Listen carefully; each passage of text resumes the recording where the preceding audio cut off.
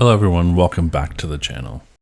Just want to take a brief moment and remind you to please like and subscribe to this channel and this video. It really helps the algorithms and helps out the channel and helps us grow. Thank you. For tonight's episode, we're going to talk about just where are hoverboards. If you watched movies or consumed any pop culture during the previous century, you would think, as we all did all those decades ago, that by now we would have flying cars and anti-gravity tech that would allow things like hoverboards. It was my childhood dream one day to ride around on a hoverboard, drive some flying cars.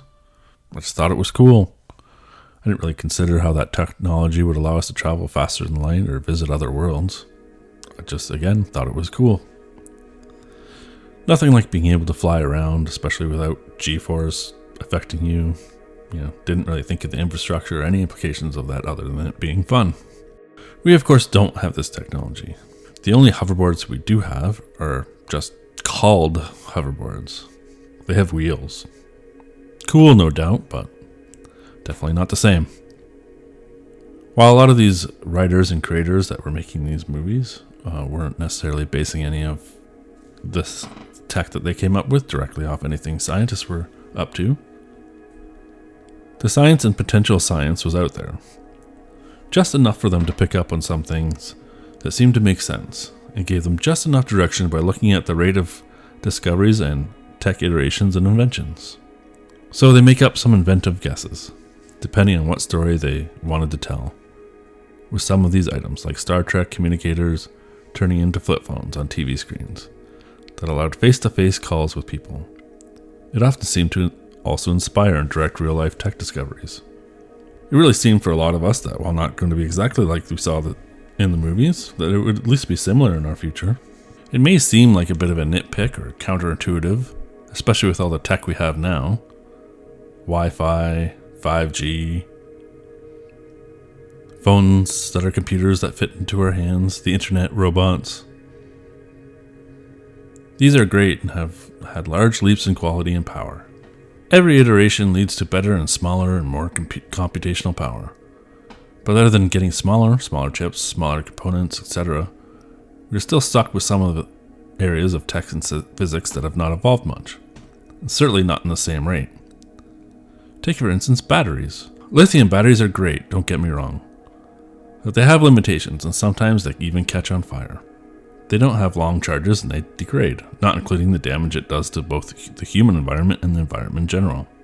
Why exactly has battery technology, specifically battery technology, since all of us use multiple devices each day of our lives that require them, not developed at the same rate as, say, chipsets and processors?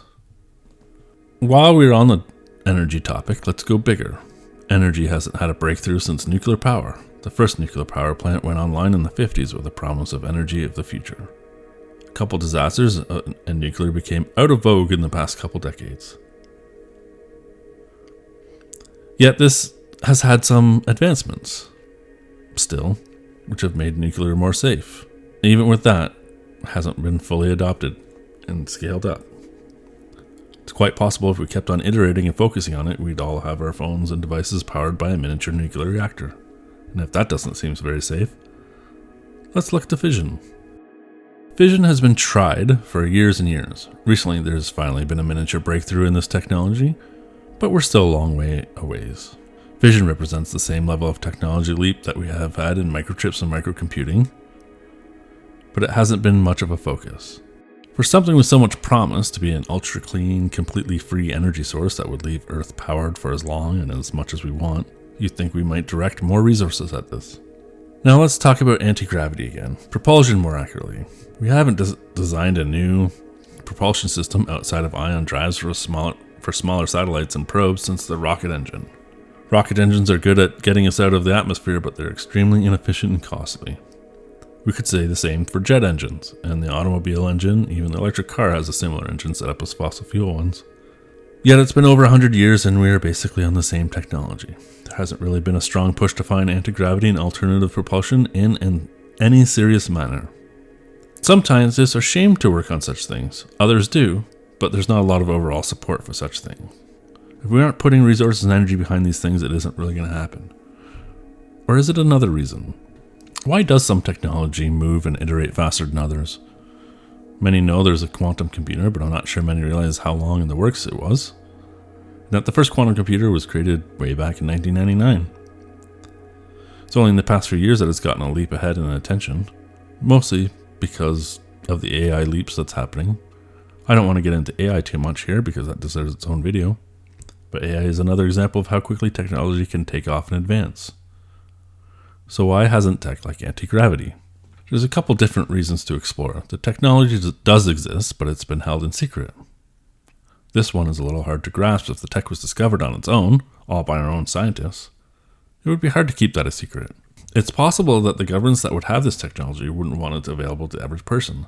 Like fission, there's little money to be made, and there's a lot of control to lose. These type of things would free up the people. Imagine the car, oil, airline industries if you had free fission reactors in your flying car. You really wouldn't need any of those industries. Another reason is they simply aren't looking at it because they think it's a pipe dream. Not enough funding and interest exists to explore it. Of course, if true, it could be for the last reason I spoke of about keeping it out of the people's hands.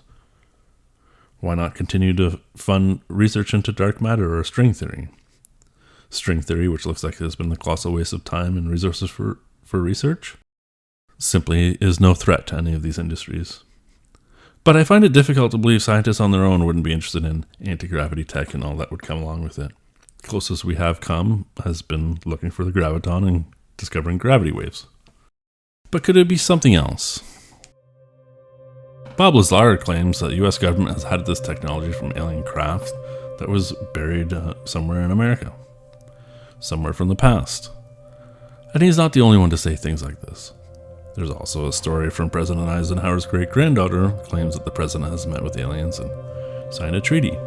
Like before, there's many types of these claims, so take them as you will, but doesn't it seem strange that some tech, that is reference to what alien tech is supposed to have, has never seen the light of day and is barely talked about?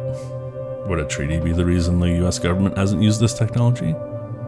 UFOs are seen around missile silos and military activity. Is it possible that they're just monitoring our tech usage to make sure we haven't broken our treaty? Bold concept, I know, but as I see it, we have three different reasons for this technology to be suppressed. Government corporate suppression, merely to keep the population down.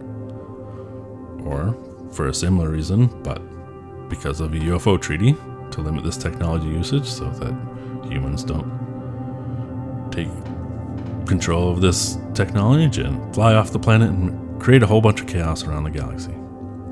Or the final reason is it that scientists just wouldn't be interested in this.